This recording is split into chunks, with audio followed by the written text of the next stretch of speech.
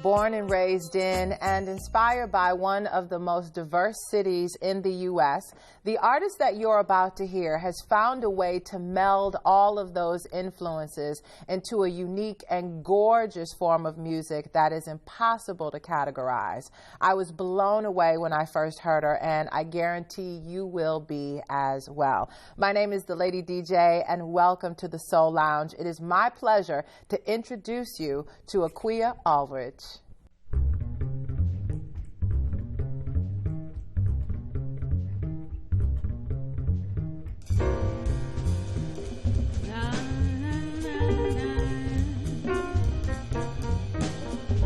So sing my song, let it go past the boundaries, don't let nobody stop your flow. So sing my song, let it flow through your magic hands into my open heart.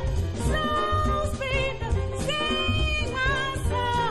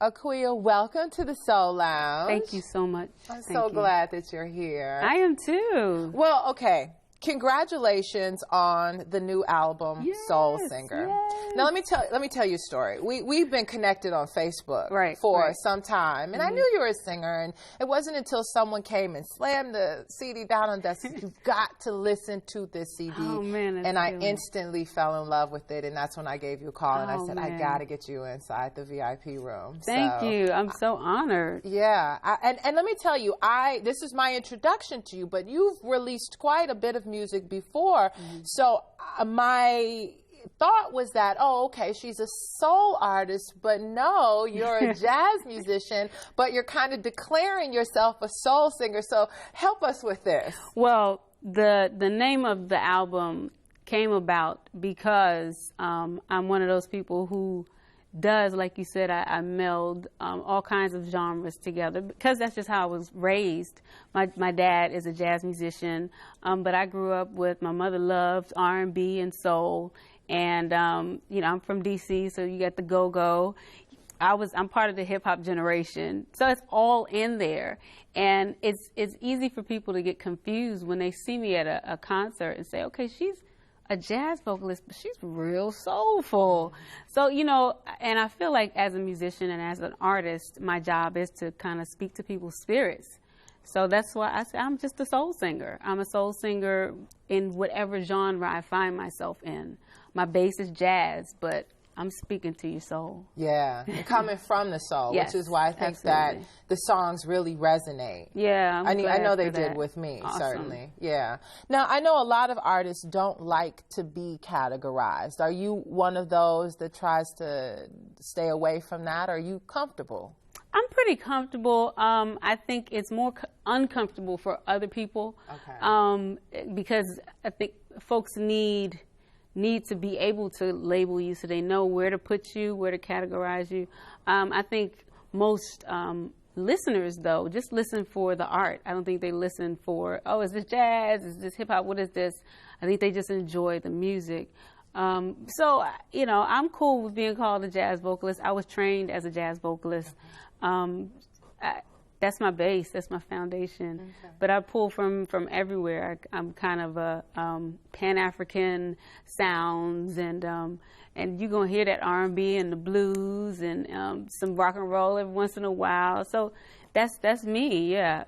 Categories. Okay, that's fair. That's fair. We're going to get back to some of those international influences, but I want to talk about your training because you have a degree from Howard University in jazz vocals. Yes, career. jazz studies Jazz in my studies. undergrad, and then I went back for my master's in social work. I wanted to talk to you about that because when I read that in your bio, I said, now that was an interesting decision. Was that because you were going to step away from music, or did you think it would help you in your music? Actually, it was because I was stepping away, and I felt like I needed another career. At that time, I wasn't comfortable going out to be a solo jazz vocalist, and I felt like the music business would have kind of swallowed me up. So I wanted to be married. I wanted to have kids, and I wanted to have a family, and I didn't feel like that was really the place for me to do it in the music business. So I stopped. I went back to school, got my social work degree in mental health, which is something I'm really passionate about anyway. And down the line, got married, had kids, and my husband said, you gotta sing. You gotta do it. Yeah. So, you know, 8 years later, I was like, okay, I'm gonna do it. They banned smoking in clubs. So I was like, okay, I'm game. I'm gonna do it. Was that an issue for you, that the whole smoky jazz I didn't want to be the thing? Lonely vocalist in a smoky jazz club drinking a whiskey. I just didn't see myself doing that. Okay. I didn't want to do that. Some folks, they have the heart to do that. It just wasn't me. Okay. So they lifted that. You know, they banned smoking, and I was like, okay, cool. I'll try this. Interesting. Okay. Yeah. All right. That makes sense. We had an artist named Kenya in recently, and she talked about stepping away from the music, and she said that there was just something inside of her, like she kind of fell into a depression not doing it because the calling was so great. Yeah. Did you feel that sense, or was it just kind of easy for you to move back and forth? Well, I would do backgrounds here and there, so I stayed a little bit connected, but there was always a drive to perform on my own. I've always, because I grew up in a big family, I've always been really, really prone to being in a group. Okay. And as a solo vocalist, a solo jazz vocalist, you're not really gonna get that group vibe. People are kind of like, I'll play for you, but group, I don't know. So, you know, it took a while for me to really figure out how to present myself. And as soon as I said, okay, I'm going to do it, things just opened up. You know, my friends from school really stepped up and helped me open some doors to perform in different clubs around the city, and people just really responded wonderfully. I'm just blessed. I'm blessed for that. Yeah. And you mentioned that your father was a jazz musician. Yes. And that, so I'm assuming you grew up with a lot of different kinds of jazz, or was he into standards? I mean, what did you hear mostly at home? No, my dad was definitely free jazz, kind of Pan-African, kind of righteous, you know. Okay. Hard to struggle music. So it was very free. So I was raised with not just having an ear for the technicalities of music, but having yourself be open spiritually to receive the music and to give it back. And you know, music and performance is a cyclical action. It is an experience for everybody. It's not just me performing. Mm-hmm. So me having that from him really gave me the opportunity, I think, to perform for people today in a way that I can really have a great relationship with the audience. And I think they appreciate that. You know, I connect with them. That's part of my thing. I really want to connect with the people who are there for me. Yeah. Well, I'm going to tell you, one of the songs that really connected with me, and anyone who's listened to the show knows that I am a huge love song fan. I'm such a sappy romantic. So the first song, when I heard Take My Time, I thought, oh my God, that's such a beautiful song. Yay. Oh, can she sing at my wedding? It's such a beautiful song. But, you know, in lieu of that, would you mind performing that for us? I think that would be great. Absolutely. It's an original of mine, and it's one of my favorites as well. So I hope you enjoy it.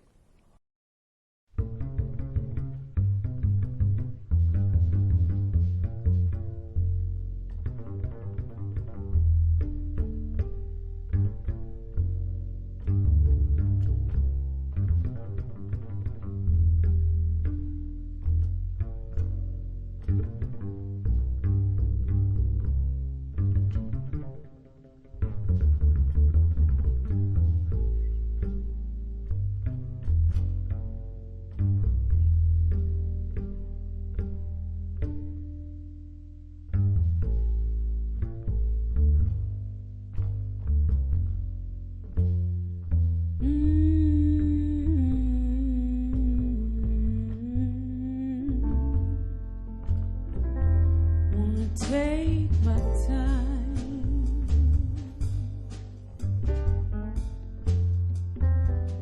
make you mine.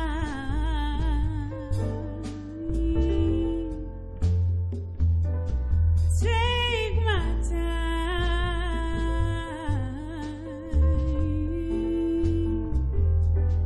make you mine.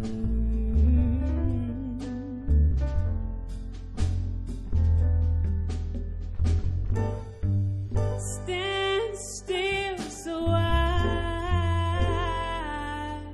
can hold each image of you, every fold. I wanna be with you, I wanna see you, need you to come here.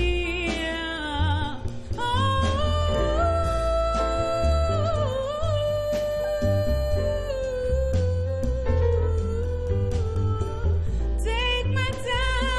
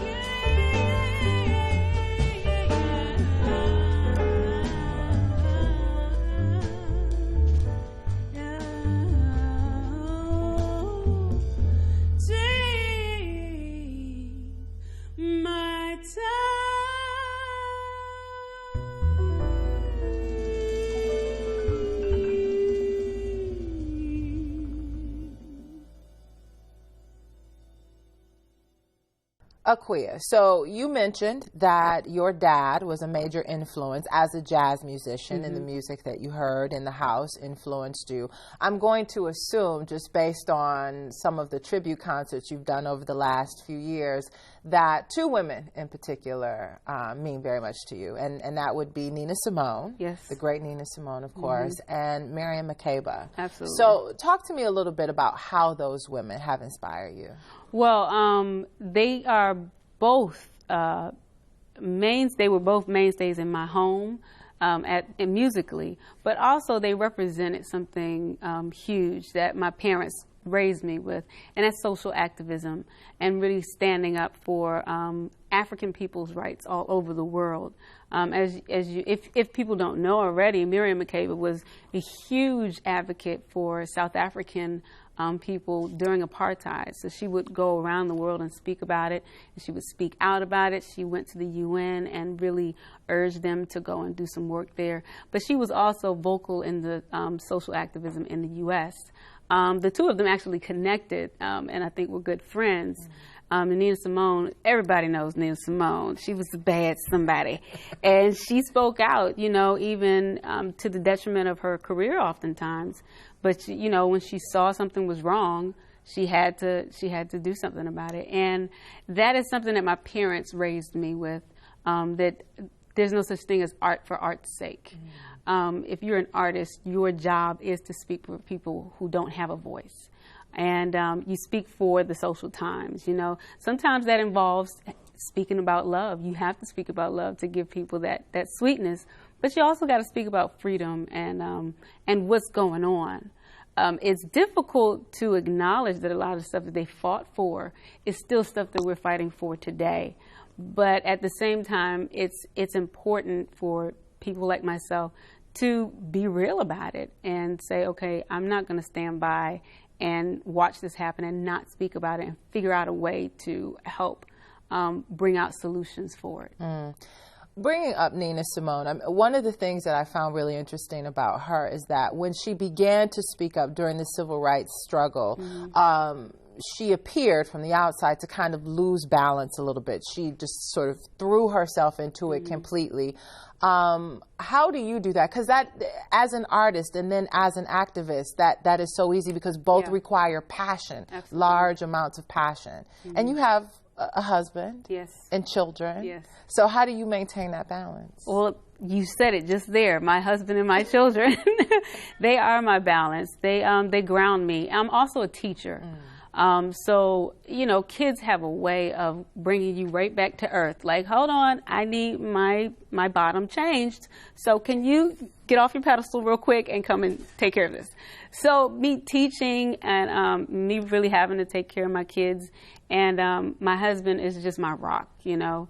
So when I get to that place, and like you said, as an artist, passion is a part of what you do, and if you don't have it, you probably need to stop. So, you know, and like you said, when Nina Simone got into the activism, it was everything in her that went in, and it's difficult not to do that. You know, it's difficult not to just lose yourself in the music or in whatever you're working on. But if you have that support system like I do, I'm so blessed to have my family, my mom and my dad still looking at me side-eyed like, you sure you gonna do that? So, and my sister pulling me on back, it's a little extra. So, you know, I have them to really keep me grounded and level-headed. Now, is that why you stayed here in D.C.? Because you're born in D.C., but I mean, this isn't New York, this isn't Paris, you know, we're not known for jazz necessarily. Right. Which is strange because we have a serious history here. Sure, of course. Jazz and music, it's a serious foundation here in D.C. But yeah, I'm here because I am married with children and I am a teacher and administrator at my parents' school, so it's like, I'm stuck here. Gotcha. I am rooted here. And it's important to have a base and have a strong base. And this is my support system. So like now I'm doing my Soul Singer tour, and it is based around me and my life. So I'm going to North Carolina. I'm going to New York, and you know, I'm going to these different places, but I always come right back home and I can breathe. Yeah. Now, your dad worked on the project? Yes. Did he? I saw that in the liner notes. Yes. How did he participate? He did a solo on one of my originals called Red Bark. Okay. Yeah, his name is Ajay Akoto, and I had to pull him in there. It was like pulling teeth. Daddy, please, I need you to do this solo on this. Yeah, is this the first time that you all have worked together on a project? Yes, absolutely. Really? Yeah, so I'm really, really excited about it. Yeah. Okay, and your brother is actually part of your band as well, so he's playing the congas, he's playing right? congas on there. Yep. Okay. Ajay Osei, and he's playing the congas on there. Chris Fun is also on there. He was musical director for this album, and he's here with me today playing bass. On keys was Warren Wolf, and on drums was Corey Fonville. These are all absolutely amazing musicians. I also had a brother named Farai Malianga on cajon, and I had the pleasure of having Nicholas Payton grace us with his presence on the album as well. Yeah. And Brent Burkhead is on flutes and saxophone. It's a beautiful album. Yeah, it's a gorgeous album. Okay, before I let you go, I typically ask every artist 3 questions. Okay. And they're pretty easy, so we're going to do that. Let's imagine it is like a Sunday afternoon. I don't know what you do. You've got kids and a husband. You're probably cleaning the house. That's what I'm doing, right? You know what I mean? So you're vacuuming, dusting. What are you playing in the background to kind of keep you motivated to get all that done? Oh, what am I listening to in the background? Right now, I am so into Leanne La Havas. I don't know, Leanne. Okay. You gotta look her up. I love her stuff.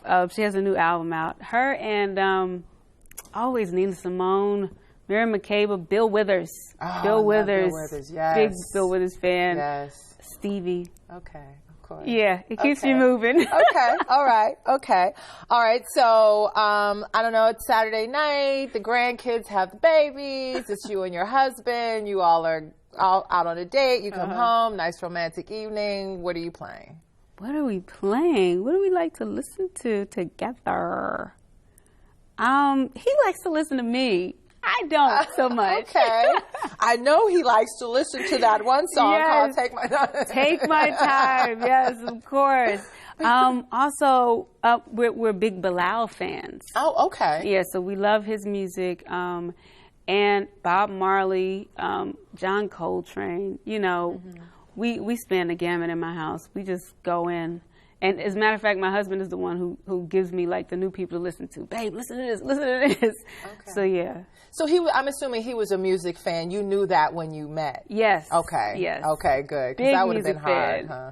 Yeah, that would have been a problem. He tells a story that when he saw me perform at my senior recital, that's when he knew he was going to marry me. Aww. I said, yeah, okay, whatever. You still acting up. You still acting But he up. got you, though. Yeah, well. Well, good. Okay, final question. You know, we all have times when we're down, and we just need something to kind of lift us out of that space. Is there a specific artist or genre or anything that you listen to that kind of brings you out of a dark place, if ever you find yourself there? Well, I'm an artist, so I'm complicated, but I have to start with Nina Simone. Okay. Right in there, Wild as the Wind. I have to sit down and just lay on the couch and listen to that. And then I got to go listen to Mahalia Jackson. Okay. How I Got Over, you know, Precious Lord, all that. That was my grandmother's favorite, one of my mom's favorite. And that always brings me out of it. But those two, and then I got to go to Stevie and Bob Marley to lift my spirits up a little bit. Okay. Yeah. Well, good. We have a lot in common in that regard. Well, Akua, thank you so much. Thank you. This is a wonderful album, Soul Singer, and congratulations on it, and I wish you the best. And before I let you go, though, I definitely want you to get back up and give us another cut from the album. So, and while she gets ready to do that, I want to thank you so much for being here with us inside the Soul Lounge, and I can't wait to talk to you again. Until then, take care of yourselves and each other. Bye-bye.